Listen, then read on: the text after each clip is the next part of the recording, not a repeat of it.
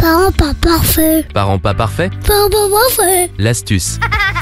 Bonjour à tous. Aujourd'hui, on va aborder un sujet qui préoccupe de nombreux parents. La gestion des colères du jeune enfant. Et oui, les explosions émotionnelles peuvent être parfois déroutantes et vraiment difficiles à gérer. Mais ne vous inquiétez pas, on vous donne quelques petites astuces. Alors la première chose, c'est que c'est vraiment important d'aller essayer de verbaliser l'émotion que peut ressentir l'enfant. C'est-à-dire que si vous observez qu'il est en colère, essayez de lui dire je vois que tu es en colère et de se mettre à sa hauteur. Et aussi de lui expliquer que c'est une émotion normale et qu'il a le droit de la ressentir. Par contre, il y a des règles et on ne peut pas taper ou crier sur les autres. Ça, c'est quelque chose qui est pas forcément acceptable. La deuxième chose, c'est qu'on essaie d'anticiper un maximum les frustrations. On prévient l'enfant à l'avance. Si on a une petite horloge, par exemple, on peut la faire sonner ou alors on va prévenir, dans 5 minutes, si l'enfant est en mesure de comprendre le temps qui lui reste. Dites-vous que vous, quand vous êtes prévenu des choses qui vont vous arriver, vous êtes plus confortable. La troisième des choses, c'est tous les outils qui peuvent exister autour de la régulation émotionnelle. Ça peut être par exemple la roue des émotions, on va tourner la roue des émotions, des bocaux dans lesquels on va mettre des fils de couleurs pour identifier ces émotions et notamment par exemple le rouge pour la colère. Et puis il y a aussi les livres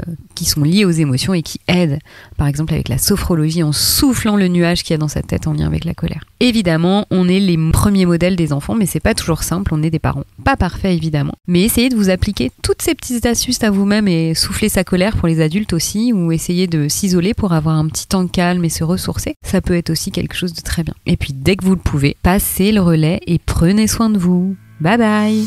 Retrouvez l'ensemble des podcasts de Parents pas parfaits sur les réseaux sociaux. Retrouvez-nous aussi sur notre site internet parentspaparfaits.fr.